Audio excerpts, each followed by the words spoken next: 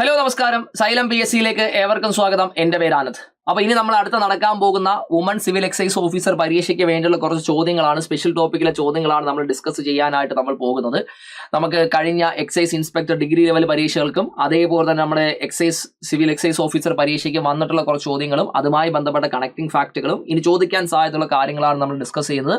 അപ്പോൾ ആദ്യം മുതൽ അവസാനം വരെ നിങ്ങൾ എന്ത് ചെയ്യുക, നമ്മുടെ വീഡിയോ ഒന്ന് കാണുക. ഓക്കെ, അപ്പോൾ നമുക്ക് ആദ്യത്തെ ചോദ്യം എന്ന് പറയുന്നത് കഴിഞ്ഞ എക്സൈസ് ഇൻസ്പെക്ടർ ഡിഗ്രി ലെവൽ പരീക്ഷകൾക്ക് വന്ന ചോദ്യമാണ്. പക്ഷേ ഡിഗ്രി ലെവൽ പരീക്ഷയുടെ ചോദ്യമാണെങ്കിൽ പോലും ഇത് നമുക്ക് സിവിൽ എക്സൈസ് ഓഫീസർ പരീക്ഷയ്ക്ക് നമുക്ക് ചോദിക്കാവുന്നതാണ്. വളരെ സിമ്പിൾ ആയിട്ടുള്ള ചോദ്യമാണ്. ചോദ്യം ഇത്രയേ ഉള്ളൂ പറയുന്നത്: അബ്കാരി നിയമപ്രകാരം അറസ്റ്റ് ചെയ്യപ്പെട്ട ഓരോ വ്യക്തിയും അനാവശ്യ കാലതാമസമില്ലാതെ ഇവർക്ക് മുന്നിൽ ഹാജരാക്കണം. ആരുടെ മുന്നിൽ ഹാജരാക്കണം എന്നാണ് നമുക്ക് ചോദ്യം വന്നിരിക്കുന്നത്. ഓക്കെ, അബ്കാരി ഇൻസ്പെക്ടർ ആണോ, ഡെപ്യൂട്ടി എക്സൈസ് കമ്മീഷണർ ആണോ, അസിസ്റ്റന്റ് എക്സൈസ് കമ്മീഷണർ ആണോ, അതോ അടുത്തുള്ള പോലീസ് സ്റ്റേഷൻ ചുമതലയുള്ള ഉദ്യോഗസ്ഥനാണോ? അപ്പോൾ ശരിയായിട്ടുള്ള ഉത്തരവ് എന്ന് പറയുന്നത് അബ്കാരി ഇൻസ്പെക്ടറിന്റെ മുന്നിലും അടുത്തുള്ള പോലീസ് സ്റ്റേഷന്റെ ചുമതല ഉദ്യോഗസ്ഥന്റെ മുന്നിലുമാണ് ഹാജരാക്കേണ്ടത്. ഓപ്ഷൻ ഡി ആണ് നമ്മുടെ ഉത്തരം. ഓപ്ഷൻ ഡി ആണ് നമ്മുടെ ഉത്തരം. ഓക്കെ, നമ്മുടെ നിയമത്തിലെ 51ാമത്തെ വകുപ്പുണ്ട്.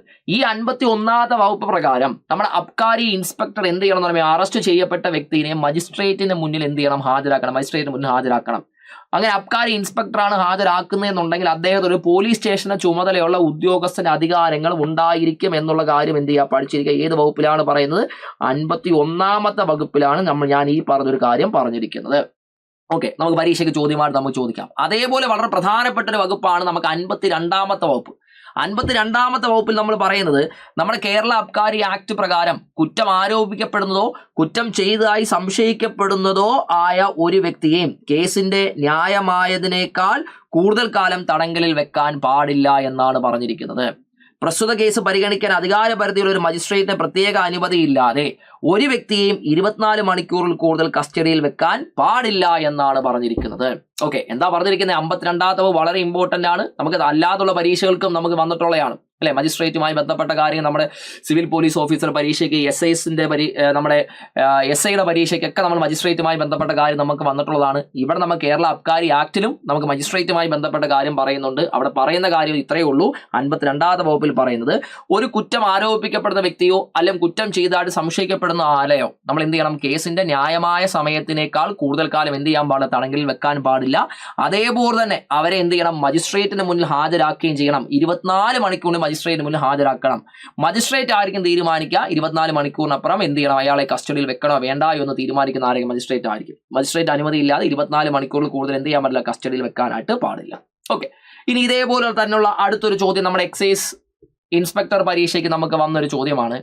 നമുക്ക് ചോദ്യത്തിൽ പറഞ്ഞത് താഴെ പറയുന്നവർ ആരാണ് അബ്കാരി ഓഫീസർ അല്ലാത്തത് എന്നാണ് നമ്മുടെ ചോദ്യം. അബ്കാരി ഓഫീസർ അല്ലാത്തത് ആര് എന്നാണ് നമ്മുടെ ചോദ്യം. നമ്മുടെ സബ് ഇൻസ്പെക്ടർ പോലീസ് ആണോ, ഡ്രഗ് ഇൻസ്പെക്ടർ ആണോ, എക്സൈസ് ഇൻസ്പെക്ടർ ആണോ, അതോ റവന്യൂ വകുപ്പിന്റെ ഡെപ്യൂട്ടി കളക്ടർ ആണോ? നമുക്ക് ചോദ്യം ഇതാണ് നമുക്ക് വന്നിരിക്കുന്നത്. ഓക്കെ, അപ്പൊ നമുക്ക് ഇവിടെ ചോദ്യത്തിൽ നമുക്ക് എന്താ പറഞ്ഞിരിക്കുന്നത്, അബ്കാരി ഓഫീസർ അല്ലാത്തത് ആര് എന്നാണ് പറയുന്നത്. അബ്കാരി ഓഫീസർ അല്ലാത്തത് ആര്? ഓക്കെ, അപ്പൊ അബ്കാരി ഓഫീസർ ആരാണ് എന്നുള്ളത് നമുക്ക് എന്ത് ചെയ്യുന്നുണ്ട്, നമ്മുടെ കേരള അബ്കാരി ആക്ടിൽ നമ്മൾ കൃത്യമായിട്ട് നമ്മൾ എന്ത് ചെയ്യുന്നുണ്ട്, നമ്മൾ പറയുന്നുണ്ട്. നമ്മുടെ സെക്ഷൻ 4 സെക്ഷൻ 5 അനുസരിച്ച് അതിന്റെ പരിധിയിൽ വരുന്ന ചുമതലകൾ വഹിക്കാനുള്ള ഉദ്യോഗസ്ഥരെയാണ് നമ്മൾ എന്തെന്ന് വിളിക്കുന്നത്, നമ്മൾ ഈ പറഞ്ഞ അബ്കാരി ഓഫീസർമാർ നമ്മൾ വിളിക്കുന്നത്. അപ്പൊ അത് പ്രകാരം നമുക്ക് ഈ ഡ്രഗ് ഇൻസ്പെക്ടർമാര് നമ്മൾ എന്തായിട്ട് വരുന്നില്ല, അബ്കാരി ഓഫീസർമാരായിട്ട് വരുന്നില്ല. അപ്പൊ നമുക്ക് ഉത്തരം ഏതാണ്? ഓപ്ഷൻ ബി ആണ് നമ്മുടെ ഈ ചോദ്യത്തിന്റെ ഉത്തരം. ഇവിടെ ഞാൻ പറയുന്നുണ്ട് അബ്കാരി ഓഫീസർ. പൊതുവായി എക്സൈസ് കമ്മീഷണറെയാണ് അബ്കാരി ഓഫീസർ എന്ന് നമ്മൾ എന്ത് ചെയ്യുന്നത്, അറിയപ്പെടുന്നത്. സെക്ഷൻ 4 അല്ലെങ്കിൽ 5 അനുസരിച്ച് പദവിയുടെ ചുമതല നിർവഹിക്കാൻ നിയമപരമായി നിയോഗിക്കപ്പെട്ട ഏതൊരു ഉദ്യോഗസ്ഥരെയും അബ്കാരി ഓഫീസർ എന്ന് നമുക്ക് എന്ത് ചെയ്യാവുന്നതാണ്, വിളിക്കാവുന്നതാണ്. ഓക്കെ, അബ്കാരി ഓഫീസർ നമുക്ക് വിളിക്കാവുന്നത്. പൊതുവായിട്ട് എക്സൈസ് കമ്മീഷണർമാരെയാണ് നമ്മൾ എന്തെന്ന് വിളിക്കുന്നത്, അബ്കാരി ഓഫീസർ എന്ന് വിളിക്കുന്നത്. നമ്മുടെ കേരള അബ്കാരി ആക്ടിൽ സെക്ഷൻ 4 അല്ലെങ്കിൽ സെക്ഷൻ 5 അനുസരിച്ച് പദവിയുടെ ചുമതലകൾ നിർവഹിക്കാൻ നിയമപരമായി നിയോഗിക്കപ്പെട്ടുള്ള ഏതൊരു ഉദ്യോഗസ്ഥരെയും നമുക്ക് എന്തെന്ന് വിളിക്കാം, അബ്കാരി ഓഫീസർ എന്ന് നമുക്ക് വിളിക്കാവുന്നത് ആണ്. ഓക്കെ, ഇനി നമുക്ക് 3ാമത്തെ ചോദ്യത്തിലേക്ക് നമുക്ക് പോകാം. കഴിഞ്ഞ നമ്മുടെ പരീക്ഷയുടെ ചോദ്യമാണ്. അബ്കാരി നിയമപ്രകാരം 21 വയസ്സ് തികഞ്ഞ ഒരു വ്യക്തി മദ്യം ഉപയോഗിക്കുന്നത് കുറ്റകരമല്ല. 20 വയസ്സ് തികഞ്ഞ ഒരു വ്യക്തി മദ്യം ഉപയോഗിക്കുന്നത് കുറ്റകരമല്ല. 23 വയസ്സ് തികഞ്ഞ ഒരു വ്യക്തി മദ്യം ഉപയോഗിക്കുന്നത് കുറ്റകരമല്ല. 18 വയസ്സ് തികഞ്ഞ ഒരു വ്യക്തി മദ്യം ഉപയോഗിക്കുന്നത് കുറ്റകരമല്ല. ഓക്കെ, അപ്പൊ നമ്മുടെ ഇതിന് ശരിയായിട്ടുള്ള ഉത്തരം എന്ന് പറയുന്നത് നിങ്ങൾക്കറിയാം, വളരെ സിമ്പിൾ ആയിട്ടുള്ള ചോദ്യമാണ്. ഓപ്ഷൻ സി ആണ് നമ്മുടെ ഉത്തരം. ഓപ്ഷൻ സി ആണ് നമ്മുടെ ഉത്തരം. 23 വയസ്സ് തികഞ്ഞ ഒരു വ്യക്തി മദ്യം ഉപയോഗിക്കുന്നത് കുറ്റകരമല്ല. നമ്മുടെ അബ്കാരി നിയമപ്രകാരം നമുക്ക് മദ്യം ഉപയോഗിക്കണമെന്നുണ്ടെങ്കിൽ മിനിമം എത്ര വയസ്സെങ്കിലും തികഞ്ഞിട്ടുണ്ടായിരിക്കണം? 23 വയസ്സെങ്കിലും തികഞ്ഞിട്ടുണ്ടായിരിക്കണം. ഓക്കെ, 23 വയസ്സ് താഴെയുള്ള ആൾക്കാർക്ക് മദ്യം കൊടുക്കുന്നത് മറ്റുമൊക്കെ എന്താണ്? ശിക്ഷാർഹമാണ്, കുറ്റകരമാണ്. അതിനെക്കുറിച്ചുള്ള കാര്യങ്ങളോട് നമുക്ക് എന്ത് ചെയ്യാം? നമുക്ക് നോക്കാം. നമുക്ക് ഈ പറയുന്ന മദ്യം കൈവശം വെക്കുന്നതിനുള്ള ഒരു പ്രായപരിധിയുണ്ട്. നമ്മുടെ നിയമത്തിൽ കൃത്യമായിട്ട് പറയുന്നുണ്ട്. നമ്മുടെ അബ്കാരി ആക്ട് പ്രകാരം എത്ര വയസ്സിന് മുകളിൽ പ്രായമുള്ളവർക്ക് മദ്യം ഉപയോഗിക്കാം? 23 വയസ്സിന് മുകളിലുള്ളവർക്ക് മദ്യം ഉപയോഗിക്കാവുന്നതാണ്. 23 വയസ്സിന് താഴെ പ്രായമുള്ളവർ മദ്യം ഉപയോഗിക്കുന്നത് നിരോധിച്ചിരിക്കുന്ന നമ്മുടെ നിയമത്തിലെ വകുപ്പ് ഏതാണ്? 15A ആണ്. 15A പ്രകാരം 23 വയസ്സിന് താഴെ പ്രായമുള്ളവർ എന്ത് ചെയ്യാൻ പാടില്ല? മദ്യം ഉപയോഗിക്കാൻ പാടില്ല. 23 വയസ്സിന് താഴെ പ്രായമുള്ളവർ മദ്യം വിൽക്കുന്നത് നിരോധിച്ചിരിക്കുന്നു. പ്രായമുള്ളവർക്ക് മദ്യം വിൽക്കുന്നത് നിരോധിച്ചിരിക്കുന്നു 15B പ്രകാരം. 15A പ്രകാരം 23 വയസ്സിന് താഴെ പ്രായമുള്ള മദ്യം ഉപയോഗിക്കാൻ പാടില്ല. 23 വയസ്സിന് താഴെയുള്ളവർക്ക് മദ്യം വിൽക്കാനും പാടില്ല. ഏത് വകുപ്പ് പ്രകാരം? 15B പ്രകാരം. 15B പ്രകാരം. ഇനി 23 വയസ്സിന് താഴെ പ്രായമുള്ളവർ മദ്യം കൈവശം വെച്ചാലോ ഉപയോഗിച്ചാലോ വിൽക്കാൻ ശ്രമിച്ചാലോ അത് കുറ്റകരമാണ്. അതിന് ലഭിക്കുന്ന ശിക്ഷ എന്ന് പറയുന്നത് 5000 രൂപ പിഴയോ 2 വർഷം തടവോ അല്ലെങ്കിൽ രണ്ടും ചേർന്ന ശിക്ഷയോ ലഭിക്കാവുന്നതാണ്. 23 വയസ്സിന് താഴെ പ്രായമുള്ളവർ മദ്യം കൈവശം വെക്കുകയാണ്, അല്ലെങ്കിൽ അവരെന്താണ് മദ്യം വിൽക്കുകയാണ്, അല്ലെങ്കിൽ മദ്യം ഉപയോഗിക്കുകയാണ്, അല്ലെങ്കിൽ മദ്യം വിൽക്കാനായിട്ട് ശ്രമിക്കുകയാണ്, അത് കുറ്റകരമാണ്. അവർക്ക് ലഭിക്കുന്ന ശിക്ഷ എന്ന് പറയുന്നത് 5000 രൂപ പിഴ, അല്ലെങ്കിൽ 2 വർഷം വരെ തടവ് ലഭിക്കാം, അല്ലെങ്കിൽ തടവും പിഴയും കൂടെ ചേർത്ത് നമുക്ക് എന്ത് ചെയ്യാം? ലഭിക്കാവുന്നത് ആണ്. ഓക്കെ, ഇനി പൊതുസ്ഥലങ്ങളിൽ ഇരുന്ന് മദ്യം ഉപയോഗിക്കുന്നത് നിരോധിച്ചിരിക്കുന്നു. ഏത് വകുപ്പ് പ്രകാരം? 15C പ്രകാരം. പൊതുസ്ഥലങ്ങളിൽ ഇരുന്ന് മദ്യം ഉപയോഗിക്കുന്നത് എന്ത് ചെയ്തിരിക്കുന്നു? നിരോധിച്ചിരിക്കുന്നു 15C പ്രകാരം. ഓക്കെ, ഇനി അടുത്ത ചോദ്യത്തിലേക്ക് നമുക്ക് നാലാമത്തെ ചോദ്യമാണ്. നമ്മൾ ഡ്രൈ ഡേകളുമായി ബന്ധപ്പെട്ട ഒരു ചോദ്യമാണ്. നമ്മൾ കേരളത്തിൽ മദ്യ ഷോപ്പുകൾ അടച്ചിടുന്ന ദിവസം ഏതാണ്? നോക്കി, ഈ ചോദ്യം ഞാനിവിടെ ഇൻക്ലൂഡ് ചെയ്തതെന്ന് വെച്ചാൽ നമുക്ക് കഴിഞ്ഞ വർഷം നമുക്ക് ഈ പറഞ്ഞ ഡ്രൈ ഡേയുമായി ബന്ധപ്പെട്ട് കുറച്ച് മാറ്റങ്ങൾ, ഭേദഗതികൾ എന്ത് ചെയ്തിട്ടുണ്ടായിരുന്നു? ആ നിയമത്തിനകത്ത്, റൂളിനകത്ത് നമ്മുടെ കേരള സർക്കാർ കൊണ്ടുവന്നിട്ടുണ്ടായിരുന്നു. നമ്മുടെ സംസ്ഥാനത്ത് ആ ഒരു ടൂറിസവും മറ്റും എന്താണ് പ്രോത്സാഹിപ്പിക്കുന്നതിന് മറ്റും വേണ്ടിയിട്ടാണ്. ഓക്കെ, ഇപ്പൊ സമ്മേളനങ്ങളോ മറ്റോ ഒക്കെ നടക്കുകയാണ്. ഇപ്പം പ്രത്യേകിച്ചും എല്ലാ മാസവും 1-ാം തീയതി നമുക്ക് ഡ്രൈ ഡേ ആണ് എന്ന് നമുക്കറിയാം.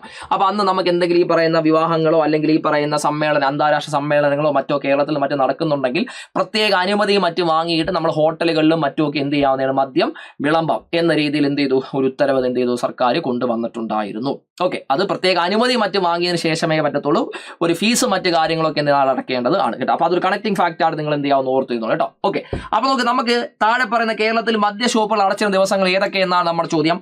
മഹാത്മാഗാന്ധി ജയന്തി, ശ്രീനാരായണ ഗുരു ജയന്തി, ശ്രീനാരായണ ഗുരു സമാധി, മഹാത്മാഗാന്ധി ചരമദിനം, മുകളിൽ പറഞ്ഞവയെല്ലാം. ഓക്കെ, ഓപ്ഷൻസ് വന്നിരിക്കും. മുകളിൽ പറഞ്ഞവയെല്ലാം 1, 4 മാത്രം, 1, 2, 3 മാത്രം, 1, 2 മാത്രം. ശരിയായിട്ടുള്ള ഉത്തരവ് വെച്ച് കഴിഞ്ഞാൽ ഈ പറയുന്ന എല്ലാ ദിവസവും നമുക്ക് എന്താണ്? മദ്യഷാപ്പുകൾ അടച്ചിടുന്ന ദിവസങ്ങളാണ്. അതുമായി ബന്ധപ്പെട്ട കാര്യങ്ങൾ ഞാൻ ഇവിടെ കൊടുത്തിട്ടുണ്ട്. കേരളത്തിൽ മദ്യവിൽപ്പനയ്ക്ക് നിരോധനം ഏർപ്പെടുത്തുന്ന ദിവസങ്ങളാണ് നമ്മൾ എന്തെന്ന് പറയുന്നത്? ഡ്രൈ ഡേയ്സ് എന്ന് പറയുന്നത്. ഡ്രൈ ഡേയ്സ് നമ്മൾ വിളിക്കുന്നത്. കേരളത്തിൽ നിർബന്ധമായും മദ്യശാലകൾ എന്താണ്? ഈ ദിവസങ്ങൾ അടച്ചിടുന്നതായിരിക്കും. കേരളത്തിൽ മദ്യം ലഭിക്കാവുന്ന എല്ലാ റീറ്റെയിൽ കടകളും ബാറുകളും ക്ലബ്ബുകളും നിർബന്ധമായി ഈ ദിവസം എന്ത് ചെയ്യും? അടച്ചിടുന്നതായിരിക്കും. ഏതൊക്കെയാണെന്ന് ചോദിച്ചു കഴിഞ്ഞാൽ ഗാന്ധി ജയന്തിയുണ്ട് ഒക്ടോബർ 2-ന്, അതേപോലെ ഗാന്ധിജിയുടെ രക്തസാക്ഷി ദിനമുണ്ട് ജനുവരി 30-ന്, ശ്രീനാരായണ ഗുരു ജയന്തിയുടെ അന്ന്, ശ്രീനാരായണ ഗുരു സമാധിയുടെ അന്ന്, പിന്നെ അതേപോലെ എല്ലാ ഇംഗ്ലീഷ് മാസങ്ങളിലെ 1-ാം തീയതി. ഈ ഒരു ദിവസത്തിനാണ് നമ്മൾ എന്ത് ചെയ്ത് കുറച്ച് എക്സെപ്ഷൻ കൊടുത്തിരിക്കുന്നത്. നമുക്ക് ഈ പറയുന്നതിന്റെ കൂട്ട് നമുക്ക് എന്താണ് പ്രത്യേകമായിട്ടുള്ള അനുമതിയും മറ്റും വാങ്ങിയതിനു ശേഷം എന്ത് ചെയ്യാവുന്നതാണ്? 3 സ്റ്റാറിന് മുകളിലുള്ള ബാറുകൾക്കും മറ്റുള്ളവർക്ക് എന്ത് ചെയ്യാം? മദ്യം വിളമ്പാം എന്നുള്ളൊരു അനുമതി എന്ത് ചെയ്തു? ഇപ്പോൾ കൊടുത്തിട്ടുണ്ട്. ചെറിയൊരു എക്സെപ്ഷൻ ആയിട്ട് കൊടുത്തിട്ടുണ്ട്. ഓക്കെ, ഇനി അതേപോലെ തെരഞ്ഞെടുപ്പ് മേഖലകളിൽ പോളിംഗ് ദിനത്തിനും പോളിംഗിന്റെ തലേ ദിവസവും, അതായത് പോളിംഗ് അവസാനിക്കുന്ന വരെയുള്ള ആ ഒരു 48 മണിക്കൂറിൽ നമുക്ക് ഡ്രൈ ഡേ ആയിട്ട് ആചരിക്കുന്നതായിരിക്കും. വോട്ടെണ്ണൽ ദിവസം ഡ്രൈ ഡേ ആണ്. അതായത് ദുഃഖവെള്ളിയാഴ്ച അന്ന് നമുക്ക് എന്താണ്? ഡ്രൈ ഡേ ആണ്.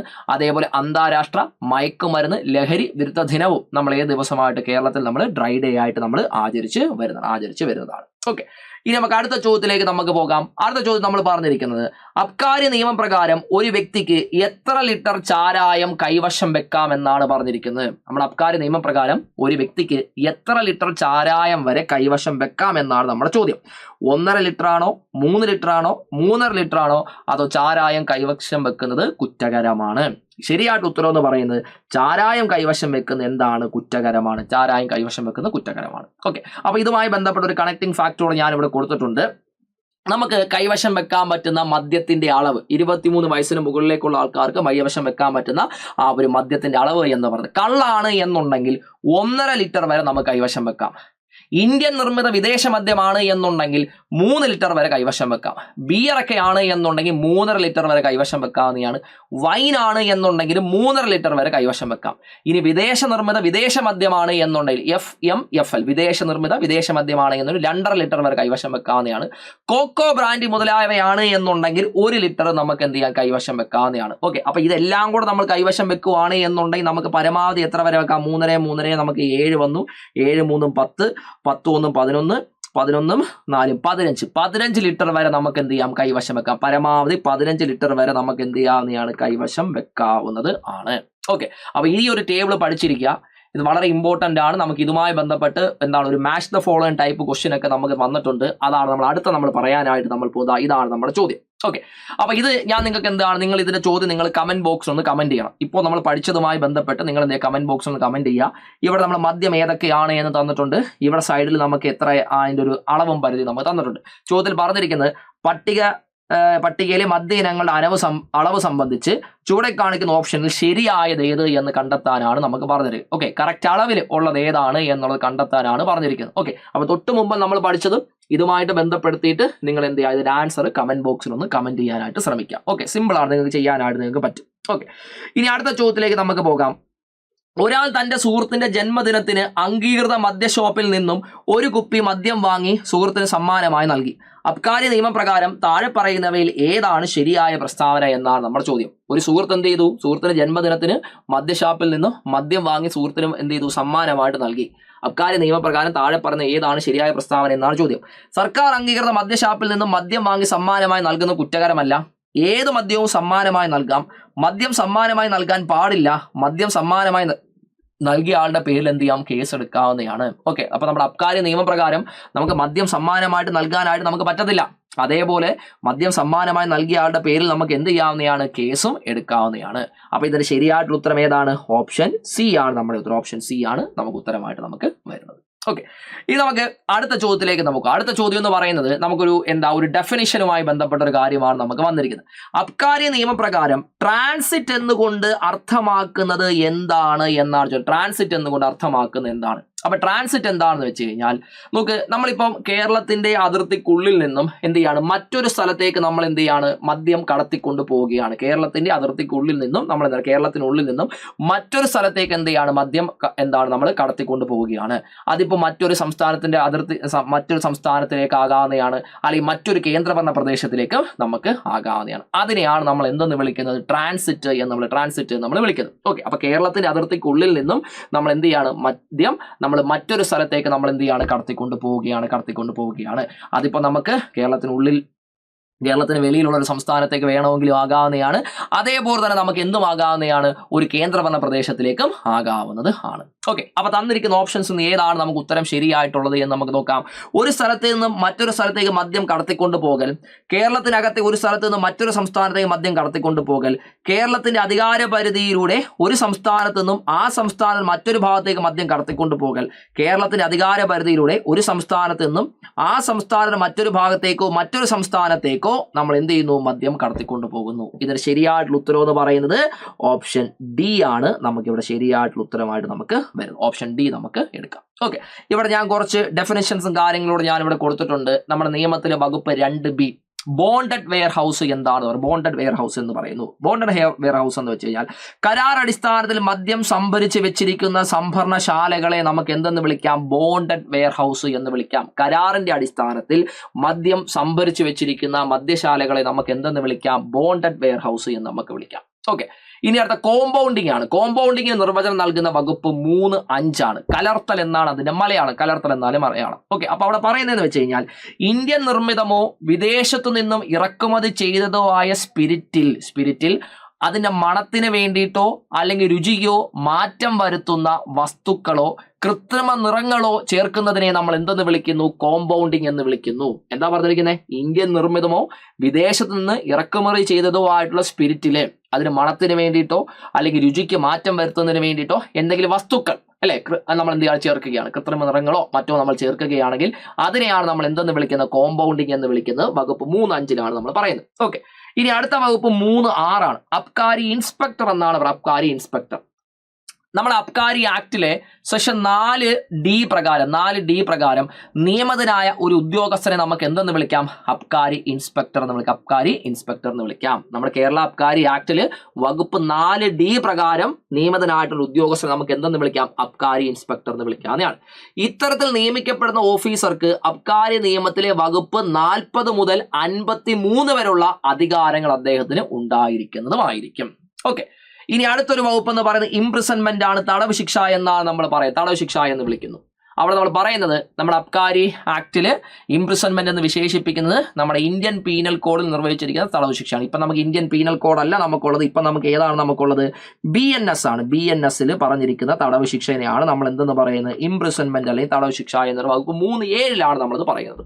ഓക്കെ, ഇനി അടുത്ത നമുക്ക് വകുപ്പ് 3.14 അവിടെ നമ്മൾ പറയുന്നത് ലഹരി മരുന്ന് എന്നാണ്. ഇൻടോക്സിക്കേറ്റിംഗ് ഡ്രഗ് എന്നാണ് നമ്മൾ പറയുന്നത്. ഓക്കെ, അവിടെ 1985 NDPS ആക്ട് പ്രകാരം NDPS ആക്ടിൽ പ്രതിപാദിച്ചിരിക്കുന്ന narcotic drugs and psychotropic substances act 1985 NDPS ആക്ടിൽ പ്രതിപാദിച്ചിരിക്കുന്ന സൈക്കോട്രോപിക് പദാർത്ഥങ്ങൾ ഒഴികെ ലഹരി യുക്തമായിട്ടുള്ള ഏതൊരു വസ്തുവും ലഹരി മരുന്നിന്റെ വിഭാഗത്തിൽ ഉൾപ്പെടുന്നതാണ്.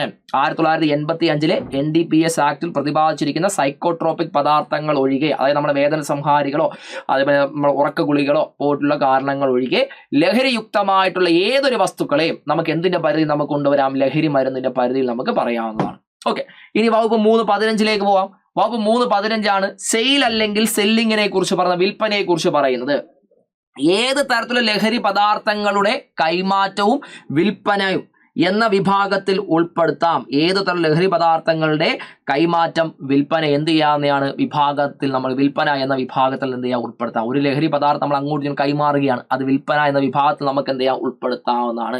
ഇത്തരം വസ്തുക്കൾ, മദ്യം, മറ്റു ലഹരി പദാർത്ഥങ്ങൾ സമ്മാനമായി നൽകുന്നത് പോലും വിൽപ്പനയുടെ പരിധിയിൽ വരുന്നതായിരിക്കും. അല്ലെ, ഈ പറയുന്ന മദ്യങ്ങൾ മറ്റൊക്കെ നമ്മൾ സമാനമായി നൽകുന്നത് പോലും നമുക്ക് എന്തിന്റെ പരിധിയിൽ നമുക്ക് കൊണ്ടുവരാം, വിൽപ്പനയുടെ പരിധിയിൽ പറയാമെന്നാണ് പറഞ്ഞിരിക്കുന്നത്. ഓക്കെ, ഇനി അടുത്ത വകുപ്പ് 3.16 3.16 നമ്മൾ പറയുന്നത് ഇമ്പോർട്ട് അല്ലെങ്കിൽ ഇറക്കുമതി എന്നാണ് പറയുന്നത്. സംസ്ഥാനത്തിനുള്ളിലേക്ക് ലഹരി പദാർത്ഥങ്ങൾ നമ്മൾ കൊണ്ടുവരാണ്, ഇങ്ങോട്ട് കൊണ്ടുവരാണ്. നമ്മുടെ കേരളത്തിനുള്ളിലേക്ക് എന്താണ് പദാർത്ഥങ്ങൾ കൊണ്ടുവരികയാണെങ്കിൽ, ലഹരി പദാർത്ഥങ്ങൾ കൊണ്ടുവരികയാണെങ്കിൽ അതിനെ നമ്മൾ എന്തെന്ന് വിളിക്കുന്നു, ഇമ്പോർട്ട് അല്ലെങ്കിൽ ഇറക്കുമതി എന്ന് വിളിക്കുന്നു. അപ്പൊ എക്സ്പോർട്ട് എന്തായിരിക്കും, 3.17 പറയുന്നത്. സംസ്ഥാനത്തിന് പുറത്തേക്ക് ലഹരി പദാർത്ഥങ്ങൾ നമ്മൾ കൊണ്ടുപോകുന്നതിനെ കയറ്റുമതി, സംസ്ഥാനത്തിന് പുറത്തേക്ക് നമ്മൾ കൊണ്ടുപോവുകയാണെങ്കിൽ കയറ്റുമതി എന്ന് പറയുന്നു. 3.17 എക്സ്പോർട്ട് അല്ലെങ്കിൽ കയറ്റുമതിയെ കുറിച്ച് പറയുന്നത്. ഓക്കെ, ഈ നമ്മുടെ ചോദ്യത്തിന്റെ ചോദ്യം ഇതാണ്. 3.17 ട്രാൻസിറ്റ് എന്ന് പറയുന്നത്. സംസ്ഥാനത്തിനുള്ളിലെ ഒരു സ്ഥലത്ത് നിന്നും മറ്റൊരു സ്ഥലത്തെ ലഹരി പദാർത്ഥങ്ങൾ കടത്തിക്കൊണ്ട് പോകുന്നതിനെ ട്രാൻസിറ്റ് എന്ന് നമുക്ക് വിളിക്കാവുന്നതാണ്. സംസ്ഥാനത്തിന്റെ ഭാഗമായ പ്രദേശത്തിലൂടെ മറ്റു സംസ്ഥാനങ്ങളിലേക്കോ കേന്ദ്രഭരണ പ്രദേശങ്ങളിലേക്കോ ലഹരി വസ്തുക്കൾ കടത്തുന്നത് നമുക്ക് എന്താണ്, നമുക്ക് ഈ ഒരു ട്രാൻസിറ്റ് 3.17 പരിധിയിൽ നമുക്ക് വരുന്നതാണ്. ഓക്കെ, ഇനി 3.18 നമ്മൾ ട്രാൻസ്പോർട്ട് എന്ന് പറയുന്നു, കടത്തിക്കൊണ്ടു പോകൽ എന്നാണ് പറയാ. ഈ ലഹരി പദാർത്ഥങ്ങൾ സംസ്ഥാനത്തിനകത്ത് തന്നെ ഒരു സ്ഥലത്ത് നിന്നും മറ്റൊരു സ്ഥലത്തേക്ക് എന്ത് ചെയ്യാണ്, ഏതൊരു വിധത്തിലും നമ്മൾ കൊണ്ടുപോവുകയാണെങ്കിൽ അതിനെ നമുക്ക് എന്തെന്ന് വിളിക്കാം, ലഹരി കടത്ത് എന്ന് നമുക്ക്, കേരളത്തിനുള്ളിൽ തന്നെയാണ് കൊണ്ടുപോകുന്നതെങ്കിൽ ലഹരി കടത്ത് എന്ന് നമുക്ക് വിളിക്കാം. ഇനി മാനുഫാക്ചർ പറയുന്നത് 3.19 ഉൽപാദനം എന്നാണ് നമ്മളതിനെ പറയുന്നത്.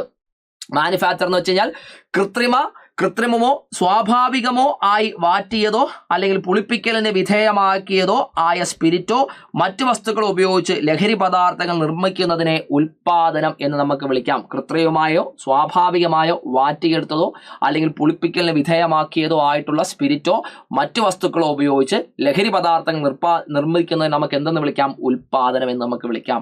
കലർത്തലായിക്കോട്ടെ അല്ലെങ്കിൽ റീഡിസ്റ്റിലേഷൻ ആയിക്കോട്ടെ തുടങ്ങിയ മദ്യ സംസ്കരണത്തിന്റെ ഏതൊരു വിഭാഗത്തെ നമുക്ക് എന്ത് ചെയ്യാം, ഈ പറയുന്ന ഉൽപാദനം എന്നുള്ളതിന്റെ ഡെഫിനേഷനുള്ളിൽ നമുക്ക് എന്ത് ചെയ്യാവുന്നതാണ്, കൊണ്ടുവരാവുന്നതാണ്. ഓക്കെ, അപ്പൊ ഇത്രയും പറഞ്ഞ ഡെഫിനേഷൻസ് എന്ത് ചെയ്യാം, നിങ്ങൾ നോക്കിക്കോളൂ. നമ്മൾ പരീക്ഷയ്ക്ക് ചോദ്യമായിട്ട് നമുക്ക് വരാവുന്നതാണ്.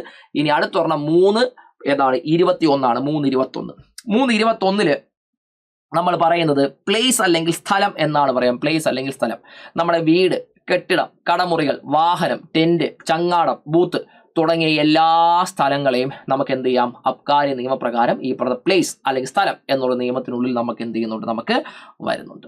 ഓക്കെ, ഇനി 3.22 3.22 നമ്മളെ ടാപ്പിംഗ് അല്ലെങ്കിൽ ചെത്ത് എന്ന് പറയുന്നത്. നമ്മൾ ഈ കള്ള് ഉൽപ്പാദിപ്പിക്കുന്ന ഏതെങ്കിലും ഒരു മരത്തിൽ കള്ള് വേർതിരിച്ചെടുക്കുന്നതിന് വസ്തുക്കൾ ഘടിപ്പിക്കുന്നത് പോലുള്ള പ്രവൃത്തിയെ നമ്മൾ എന്ത് ചെയ്യുന്നു വിളിക്കുന്നു? ചെത്ത് എന്ന് വിളിക്കുന്നു. ചെത്തൽ അല്ലെങ്കിൽ ടാപ്പ് എന്ന് വിളിക്കുന്നു. നമ്മൾ കള്ള് ഉൽപ്പാദിപ്പിക്കുന്ന ഏതെങ്കിലും ഒരു മരത്തില് കള്ള് വേർതിരിച്ചെടുക്കുന്നതിന് വേണ്ടിയിട്ടുള്ള വസ്തുക്കൾ നമ്മൾ എന്ത് ചെയ്യാണ്? ഘടിപ്പിക്കുകയാണ്.